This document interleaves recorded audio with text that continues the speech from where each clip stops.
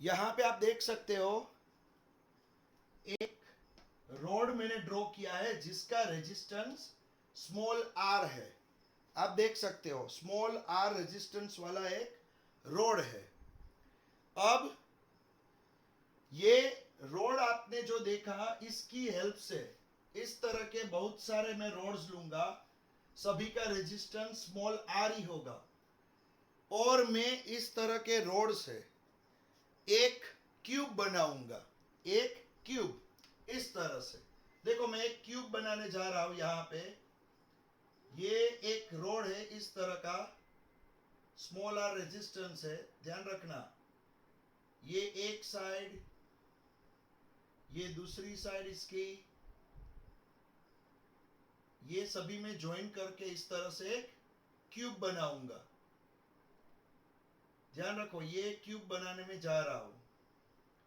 सभी रोड्स है, ये सभी क्या है, इस तरह के रोड्स।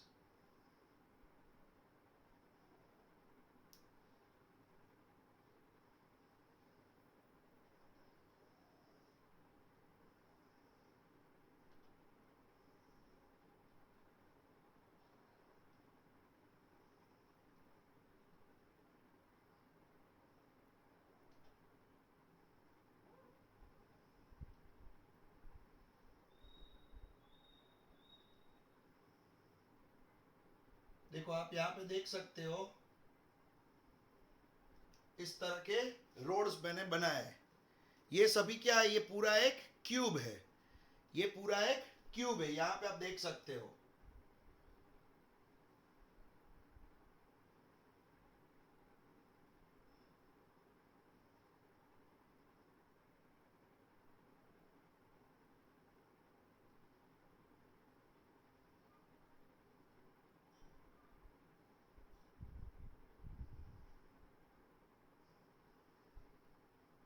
देखो ये पूरा एक क्यूब है, आपको दिखाई दे रहा है।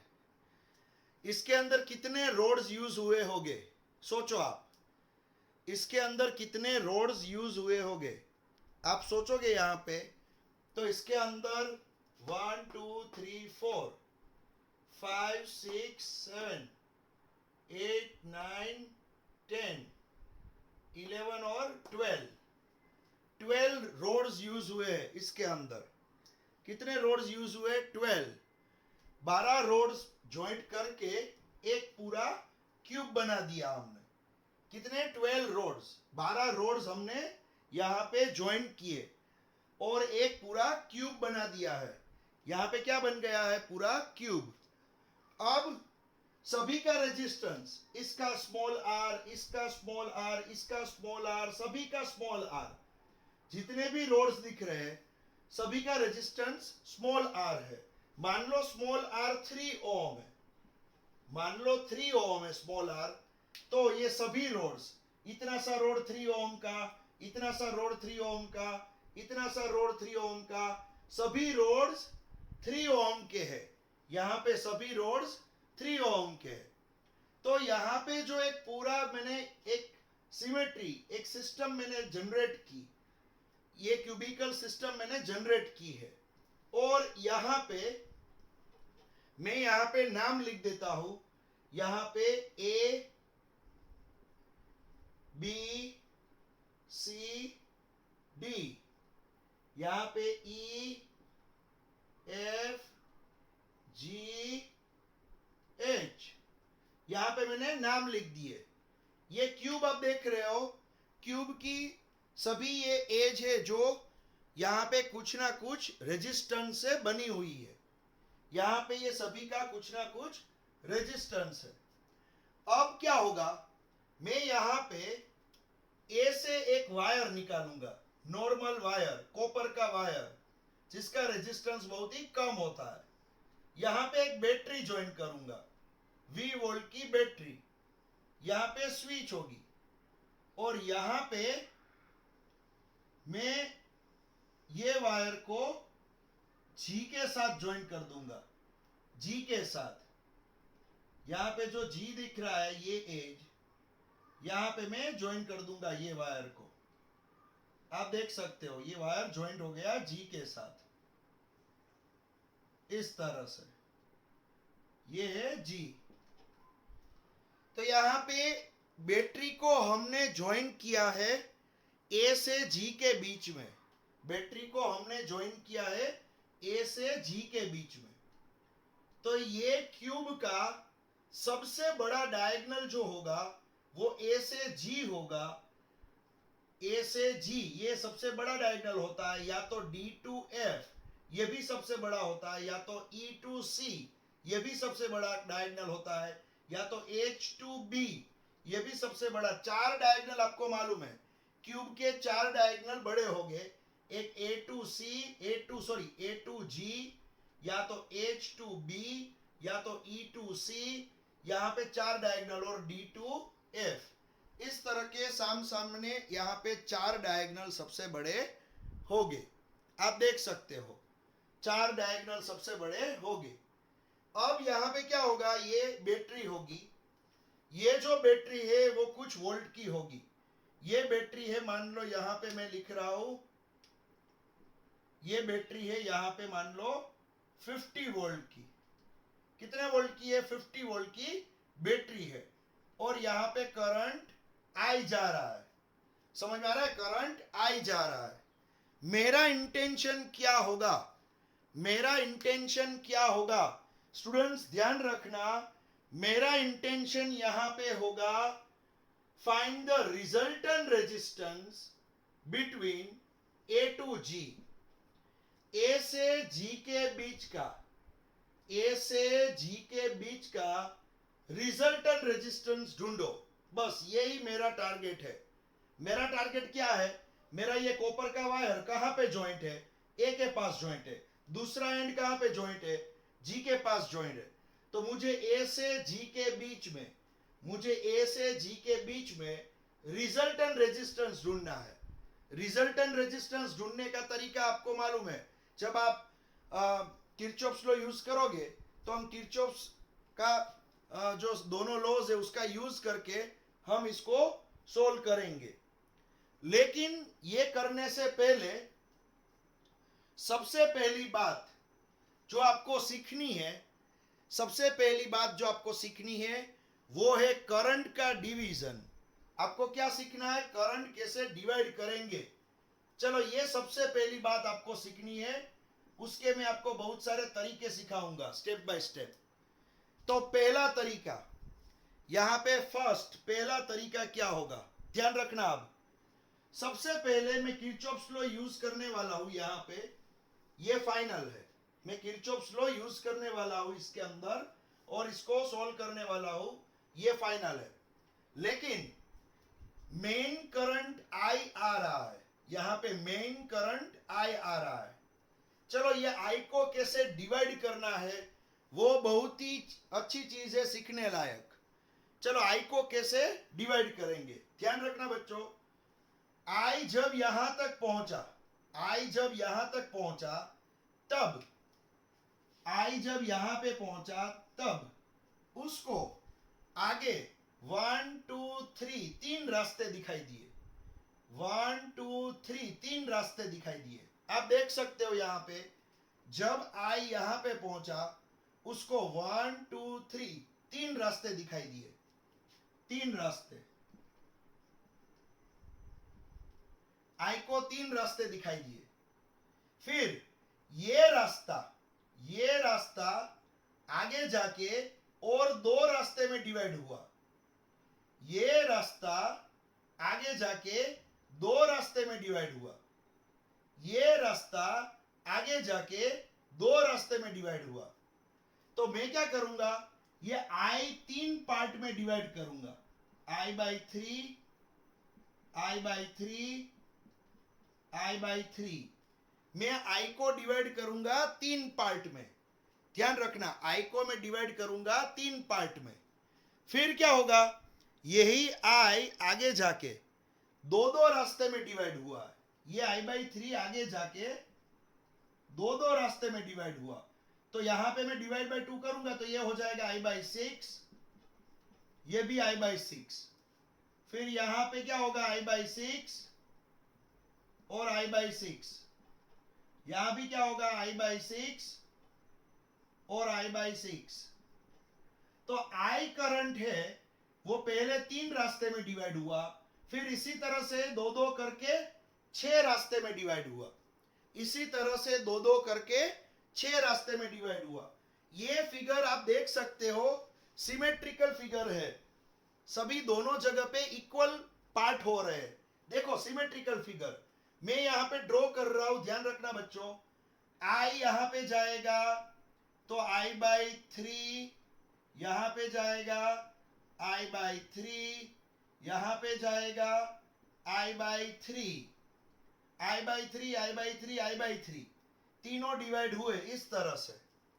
अब ये I/3 I/3 तो डिवाइड हो गए, आगे जाके यही I/3 यहां पे I/6 में और यहां पे I/6 में डिवाइड होगा, यही I/3 यहां पे I/6 में और यहां पे I/6 में डिवाइड होगा, यही I/3 यहां पे I/6 में और यहां पे I/6 में डिवाइड होगा। समझ में आ रहा है? तो यहां पे क्या हुआ देखो, ये 3 I/3 यहां पे 3 I/3 है, आगे जाके I/6 I/6 I/6 I/6 I/6 I/6 में डिवाइड हो गए। आप देख सकते हो जैसे मैं यहां पे एक पूरा ट्री बना रहा हूं वैसे ही इसके अंदर डिवीजन हो रहा है, आप देख सकते हो। तो हमने यहां तक ट्री बनाया, अब आगे देखते हैं, चलो अब आगे देखते हैं। मुझे एक बात बताओ, ये वाला I/6 ये वाला I/6 और नीचे से आने वाला I/6, ये वाला I/6 नीचे से आने वाला I/6 दोनों मिलके I/6 और I/6 दोनों मिलके फिर से बन जाएगा I/3। क्या बन जाएगा फिर से? I/3 दोनों मिलके फिर से बन जाएगा I/3। आप देख सकते हो उसी तरह से देखो आप, ये वाला I/6 नीचे से आने वाला I/6 ये दोनों मिलके यहां पे बन जाएगा फिर से I/3, फिर से I/3 बन जाएगा। आप देख सकते हो उसी तरह से नीचे वाला I/6 और ये वाला I/6 दोनों मिलके यहां पे फिर से बन जाएगा I/3, दोनों मिलके फिर से हो जाएगा I/3। तो यहां पे आप देख सकते हो कि यहां पे फिर क्या हुआ, फिर से यहां पे ये सभी मिल गए और मिल के यहां पे I/3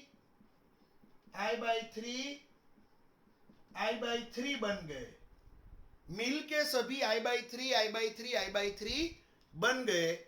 और लास्ट में ये वाला I/3 ये वाला I/3 और नीचे वाला I/3 तीनों I/3 मिलके यहां पे बन जाएगा I, यहां पे बन जाएगा I।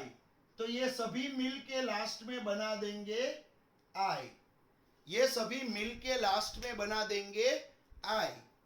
तो आपका जो करंट का डिवीजन था, आपका जो करंट का डिवीजन था वो करंट का डिवीजन यहां पे फिर से I निकला था, I मिल गया, I निकला था, I मिल गया। याद रखना स्टूडेंट्स, किरचॉफ का कोई भी सम होगा, जितना करंट निकल रहा है उतना ही फिर से मिलना चाहिए, उतना ही करंट फिर से मिलना चाहिए। तो यहां पे क्या हो रहा है ध्यान रखना बच्चों, मोस्ट IMP सम से किरचॉफ का सम सभी एग्जाम्स में बोर्ड में आता ही है। ये साल भी 4 मार्क में बड़ा एक सम किरचॉफ का आया था लास्ट ईयर, लास्ट एग्जाम में ही बोर्ड के।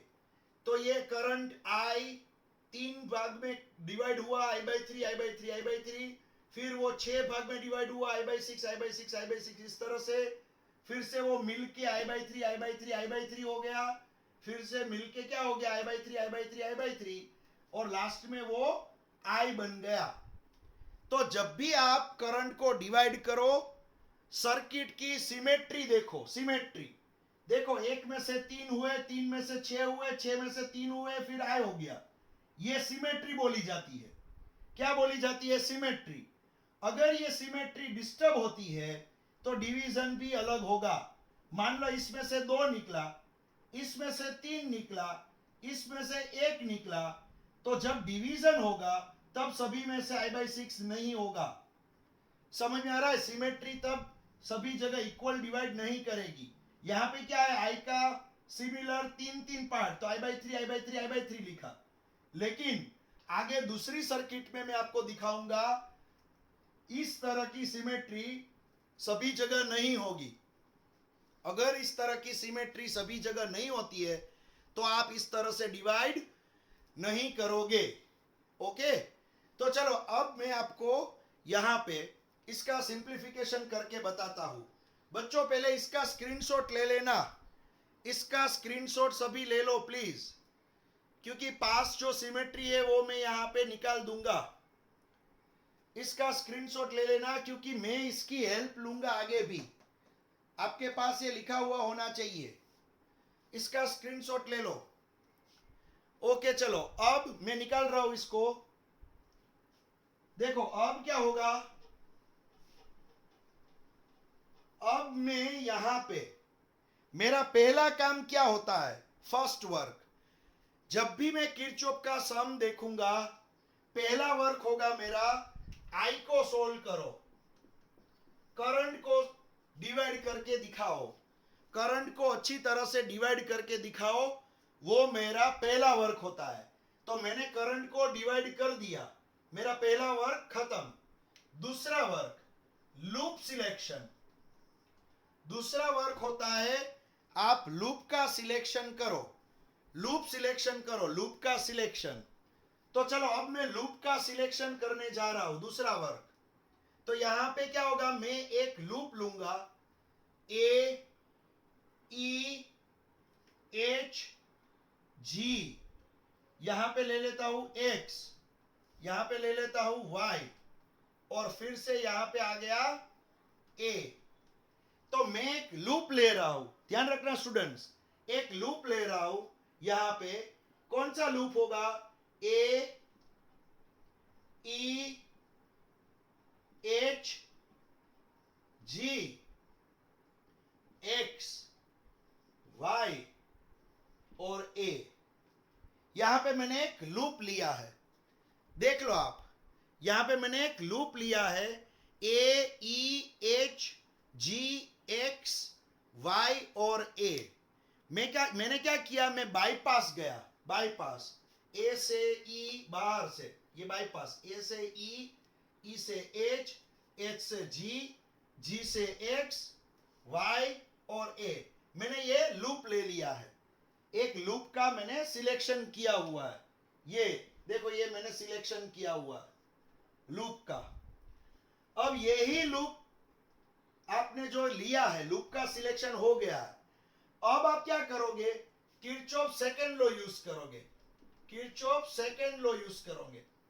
किरचॉफ सेकंड लॉ क्या था? किरचॉफ सेकंड लॉ सोच के बताओ। चलो, मैंने ए से ट्रैवलिंग चालू की, मैंने ए से ट्रैवलिंग चालू की, तो ए के पास वोल्टेज होगा VA।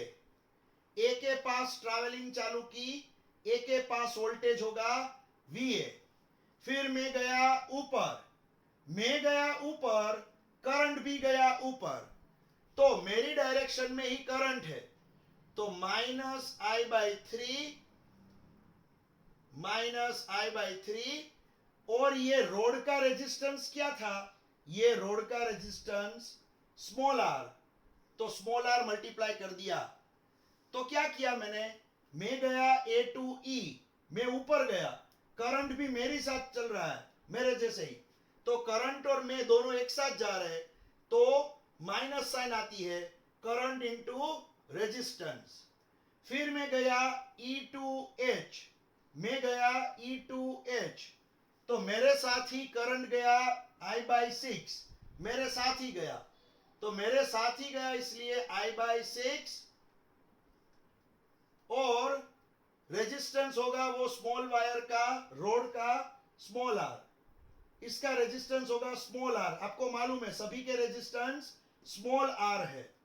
तो मैं कहा गया, A2E E2H, A2E E2H, फिर मैं गया H2G, फिर मैं गया H2G। तो H2G में करंट होगा I/3 एंड रेजिस्टेंस होगा H2G का स्मॉल r रेजिस्टेंस होगा। फिर क्या हुआ देखो, फिर मैं G के पास पहुंच गया। अब मैं आगे बढ़ रहा हूं, तो ये तो वायर है, रेजिस्टेंस नहीं आ रहा है या बैटरी भी नहीं आ रही है, सिर्फ सिंपल कॉपर का वायर है। हाँ, अब बैटरी आई, अब यहां पे बैटरी आई। बैटरी का वोल्टेज क्या है? 50 वोल्टेज। तो बैटरी के नेगेटिव से मैं पॉजिटिव गया, मेरा ट्रैवलिंग में कर रहा था, और बैटरी के नेगेटिव में से मैं कहां गया? बैटरी के पॉजिटिव में। तो मैंने आपको सिखाया है, जब नेगेटिव में से पॉजिटिव में जाते हो, तब बैटरी का जितना वोल्टेज होता है वो वोल्टेज आप ऐड करते हो। वो वोल्टेज आप क्या करोगे? ऐड करोगे। तो मैं ऐड कर दूंगा। देखो, ये जो वोल्टेज है ना, V वोल्टेज, यहां पे मैं ऐड कर दूंगा, प्लस V कर दूंगा। मैं ये वोल्टेज ऐड कर दूंगा, प्लस V कर दूंगा। अब मैं पहुंच गया, ये बैटरी तक तो पहुंच गया, प्लस कर दिया इतना वोल्टेज। आगे जाके मैं A के पास पहुंच जाऊंगा, आगे जाके मैं पहुंच जाऊंगा A के पास। तो A के पास पहुंच जाऊंगा तो A का वोल्टेज मुझे रिजल्ट में मिलेगा। A के पास जो पोटेंशियल होता है ना, वो ही मेरा रिजल्ट होता है। तो A के पास पोटेंशियल क्या है? VA। क्या है A के पास पोटेंशियल? यहां पे VA। चलो इसको सोल्व करो। तो VA तो वैसे भी कट हो जाएगा। तो यहां पे क्या मिलेगा? माइनस, ये माइनस, सब कुछ माइनस है। मैं काम करता हूं, इसको प्लस लिख देता हूं, IR/3, इसको भी प्लस लिख देता हूं, IR/6, इसको भी प्लस लिख देता हूं, IR/3, इसको भी प्लस लिख दिया। फिर ये प्लस V जो है ना, मान लो इक्वल के ये साइड चला जाएगा, प्लस V इक्वल के ये साइड चला जाएगा, तो ये माइनस हो जाएगा। क्या हो जाएगा? माइनस। लेकिन ये सभी का माइनस निकाला, तो साथ में इसका माइनस भी निकल जाएगा। तो ये हो जाएगा प्लस V, ये हो जाएगा प्लस V। तो ये इक्वेशन मैंने ये कन्वर्ट किया है। ये बैटरी का वोल्टेज है V। इसको आप सोल्व करोगे, जब आप इसको सोल्व करोगे तो 2IR/3 plus IR/6 equals to V। इसका और इसका 1 और 2, तो 2IR/3 लिखा, और ये बीच में है वो IR/6 लिखा। तो यहां पे क्या होगा? मान लो आपने IR कॉमन निकाल दिया, तो 2/3 प्लस 1/6 इक्वल्स टू V। तो आपको मिलेगा IR इक्वल्स टू, ये हो जाएगा 12 plus 3 upon 18, 12 plus 3 upon 18 equals to V। तो 15/18 होगा। ये क्या होगा? 12 प्लस 3 15/18, 15/18 होगा ये, 15/18। तो यहां पे क्या होगा? जब आप इसको सोल्व करोगे तो 3 यहाँ पे 5 और यहाँ पे 6, 5/6 यहाँ पे हो जाएगा 5/6। तो ये आप सोल्व करोगे तो आपको मिलेगा लास्ट में 5/6 इक्वल्स टू V। ये मिलेगा, आपको मिलेगा 5/6 इक्वल्स टू V। ये आपको रिजल्ट मिला, ये रिजल्ट आपको मिला। आपने एक लूप लिया था, आपने एक लूप लिया था, और आपको ये रिजल्ट लास्ट में मिला है। देख लो बच्चों, आपको ये रिजल्ट लास्ट में मिला है। समझ में आ रहा है? ये रिजल्ट आपको मिल गया है। यहां पे देख लो आप अच्छी तरह से। अब सेकेंड स्टेप, आपको एक रिजल्ट मिल गया, एक रिजल्ट मिल गया, एक लूप लिया आपने, ये बाहर का आउटर लूप लिया और आपको ये रिजल्ट मिल गया। अब एक साथ में आप यहां पे छोटी सी बच्चू सर्किट ड्रॉ करोगे, छोटी सी बच्चू सर्किट। ये बच्चू सर्किट क्या होगी, देखो ये मैं यहां पे बता रहा हूं। बच्चू सर्किट क्या होगी, छोटी सी एक सर्किट, ये मैं यहां पे बता रहा हूं, ध्यान रखना। आप क्या करोगे, आप यहां पे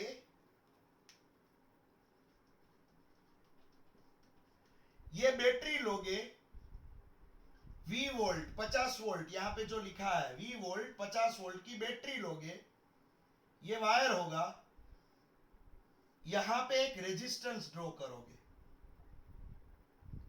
और ये वायर फिर से ये आ जाएगा वापस इस तरह से, यहां पे स्विच होगी। तो यहां पे आप क्या करोगे, 50 वोल्ट की बैटरी है, करंट I है, करंट क्या है I। आप यहां ये जगह को A नाम दोगे, A नाम, और ये जगह को G नाम दोगे, G। A से G के बीच का रिजल्टेंट रेजिस्टेंस R एज्यूम कर लोगे। क्या एज्यूम कर लोगे, R। तो ये करंट I आया, यहां तक आया, ये I इसके अंदर गया, ये I बाहर निकला और ये I यहां पे आ गया। तो आपने A और G के बीच का, A और G के बीच का रिजल्टेंट रेजिस्टेंस आपने R एज्यूम कर लिया है, रिजल्टेंट रेजिस्टेंस आपने R एज्यूम कर लिया है, ये छोटी सी बच्चू सर्किट में। तो बोर्ड पे देखो स्टूडेंट्स, बोर्ड पे देखो, आपने A से लेके आप गए G तक, A से लेके आप गए G तक, तो आपको लास्ट में ढूंढना क्या था, मैंने आगे ही बताया, आपको resistance between A to G यही ढूंढना है।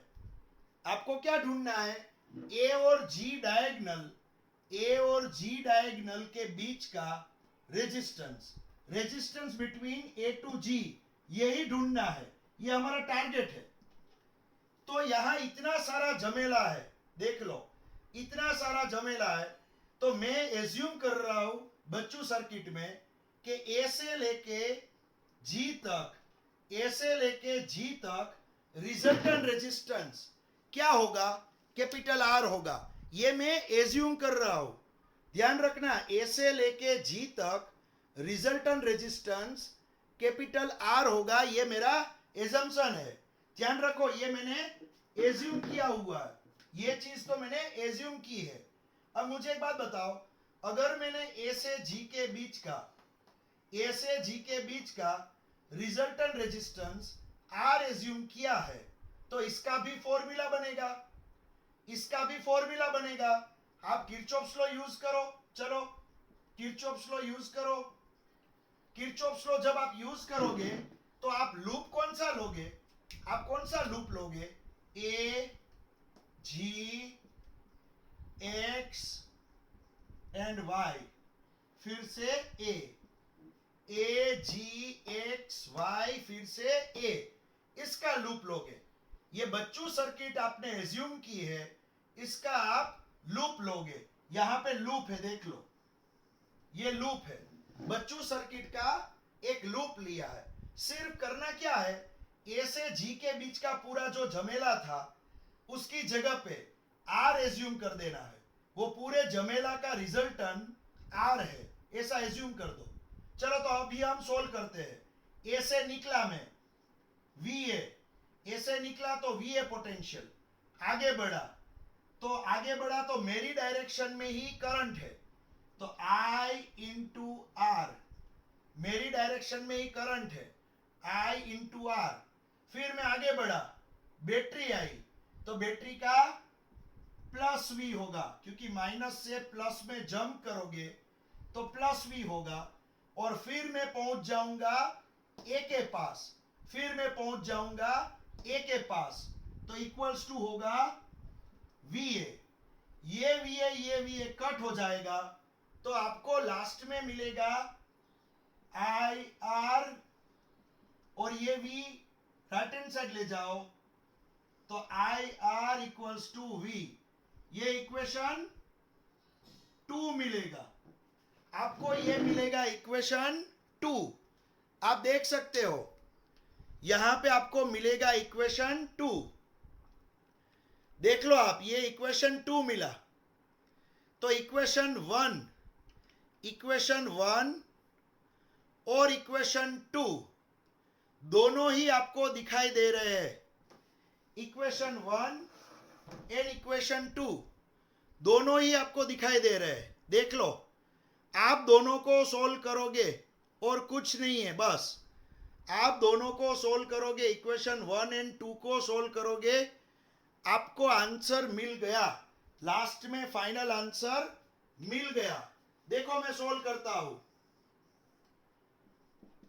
From equation 1 and 2, from equation 1 and 2, 1 and 2 मैं सोल्व करूंगा, तो यहां पे मैं लिखूंगा, यहां पे हाँ इसका नाम आर इक्विवेलेंट लिखता हूं।